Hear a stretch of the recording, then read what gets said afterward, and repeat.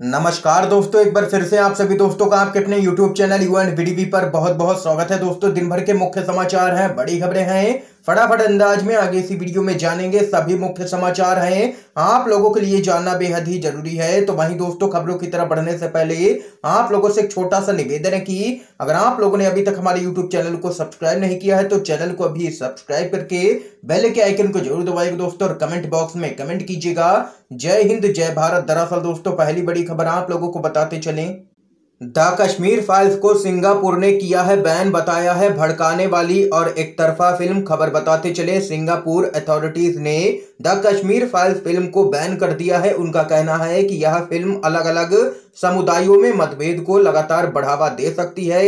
इतना ही नहीं, इसे एक तरफा भी बताया गया है और कहा गया है कि इस समय चल रहे कश्मीर विवाद में हिंदुओं को सताया गया दिखाया गया है, जबकि मुसलमानों का पक्ष वन साइडेड है। आपको बता दें कि फिल्म 11 मार्च को भारत में रिलीज हुई थी और इसको यहां पर केंद्र की मोदी सरकार ने काफी बढ़ावा भी दिया था और सत्ताधारी पार्टी ने इसका प्रचार भी जमकर के किया था। और इसको लेकर के अब यहां पर आप लोगों को बताते चले, कांग्रेस पार्टी के नेता शशि थरूर का कहना है कि जिस फिल्म को भारत के सत्ताधारी पार्टी के द्वारा प्रचारित किया जा रहा था उसको सिंगापुर में प्रतिबंधित कर दिया गया है।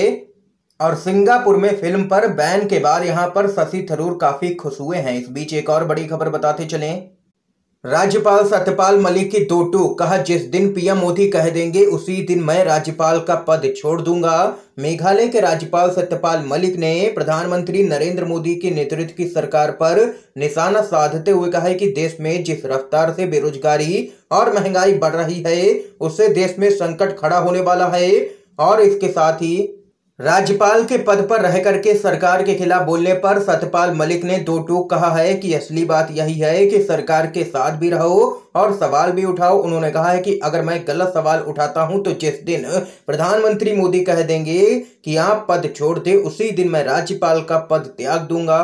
इसके साथ ही मलिक ने कहा है कि पूरे देश में कोई भी नेता बेरोजगारी और बढ़ती हुई महंगाई पर बोलने को तैयार नहीं है। भारत सरकार चाहे तो टैक्स घटा करके महंगाई को कम किया जा सकता है, लेकिन फिर भी सरकार आम जनता को राहत नहीं दे रही है, बल्कि पेट्रोल डीजल और एलपीजी के जरिए जनता को लूटने का काम सरकार कर रही है। ये यहाँ पर बड़ा हमला केंद्र की मोदी सरकार पर किया है राज्यपाल सत्यपाल मलिक ने। एक और बड़ी खबर बताते चले आप लोगों को, कर्नाटक मंत्रिमंडल में बदलाव की अटकलें तेज हुई हैं। मुख्यमंत्री बोम्मई दिल्ली के दौरे पर राजनीतिक गलियारों में यह चर्चा तेज हो चुकी है कि जल्द ही कर्नाटक में भाजपा सरकार में बड़ा फेरबदल हो सकता है। इन्हीं अटकलों के बीच कर्नाटक के मुख्यमंत्री बसवराज बोम्मई आज से दिल्ली के दौरे पर हैं। मीडिया रिपोर्ट के अनुसार ऐसी खबरें हैं कि सीएम की केंद्रीय नेतृत्व से बैठक के बारे में पहले से कोई भी उल्लेख नहीं था।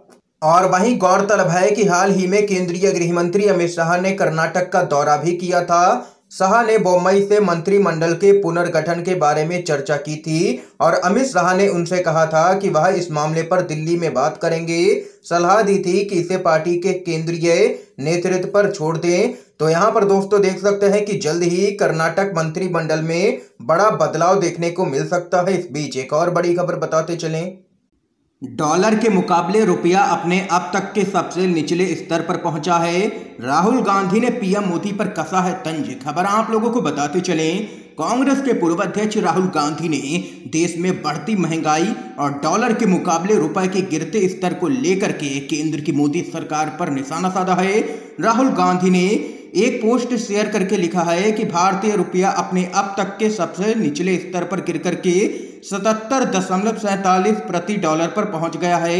राहुल गांधी ने महंगाई को लेकर के प्रधानमंत्री नरेंद्र मोदी पर तंज कसते हुए लिखा है कि पीएम मोदी ने पेट्रोल डीजल के दामों को 100 रुपए और एलपीजी के दाम 1000 से अधिक बढ़ाने के अपने लक्ष्य को पूरा कर लिया है और अपने मित्रों को मालामाल कर दिया है। इसके साथ ही राहुल गांधी ने देश की अर्थव्यवस्था पर अपनी चिंता व्यक्त करते हुए लिखा है कि आर्थिक दृष्टि से भारत इस समय अपने सबसे बुरे दौर से गुजर रहा है। अगर ऐसे ही हालात रहे तो स्थिति आगे चल करके और भी गंभीर हो सकती है, जिसके कारण भारतीयों को गंभीर आर्थिक समस्या का सामना करना पड़ सकता है।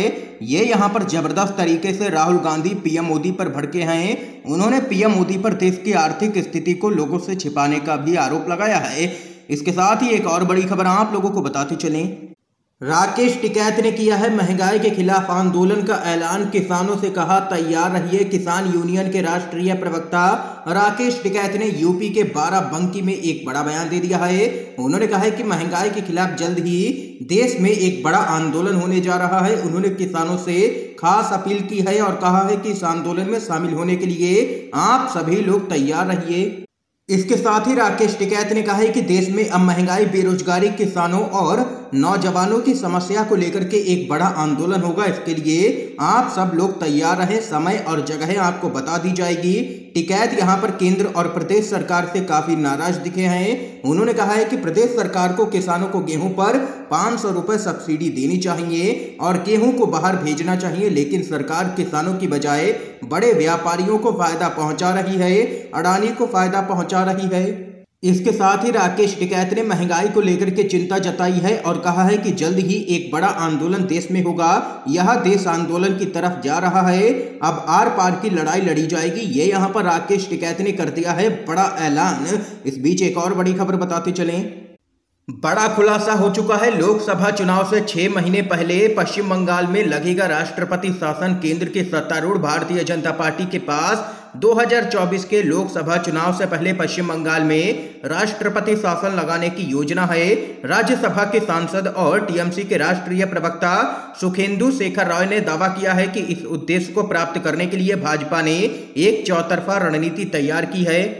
टीएमसी सांसद के मुताबिक बीजेपी उत्तर बंगाल को राज्य के बाकी हिस्सों से अलग करने, अक्सर राज्य की कानून व्यवस्था पर चिंता व्यक्त करने, सीबीआई और अन्य एजेंसियों का उपयोग और राज्यपाल को केंद्र और भाजपा की पार्टी के एजेंट के रूप में उपयोग करने की योजना के साथ काम कर रही है। और लोकसभा चुनाव से 6 महीने पहले पश्चिम बंगाल में केंद्र सरकार राष्ट्रपति शासन लगा सकती है, यानी कि ममता सरकार को बर्खास्त कर सकती है।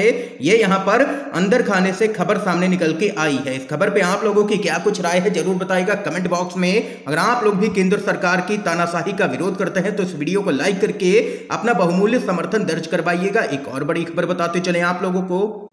लखीमपुर नरसंहार, बीजेपी सरकार ने किसानों के पक्ष में खड़े होने की बजाय अपने मंत्री की लाठी मजबूत की है। प्रियंका गांधी का बड़ा हमला। कांग्रेस की महासचिव प्रियंका गांधी ने एक बार फिर से बीजेपी सरकार पर जोरदार हमला बोला है। उन्होंने ट्वीट करके कहा है कि लखीमपुर किसान नरसंहार में सबसे अहम पहलू था कि गृह राज्य मंत्री का किसानों को देख लेने की धमकी वाला भाषण। बीजेपी सरकार ने किसानों के पक्ष में खड़े होने की बजाय अपने मंत्री की लाठी मजबूत की है।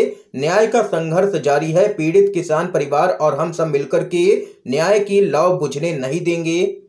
दरअसल दोस्तों, प्रियंका गांधी का यह बयान उस पूरे मामले पर सामने निकल के आया है जिसमें इलाहाबाद हाई कोर्ट ने काफी कड़ी टिप्पणी यहां पर की। दरअसल दोस्तों, इलाहाबाद हाई कोर्ट ने कहा कि लखीमपुर हिंसा बिल्कुल भी नहीं होती अगर मंत्री ने किसानों को धमकी नहीं दी होती।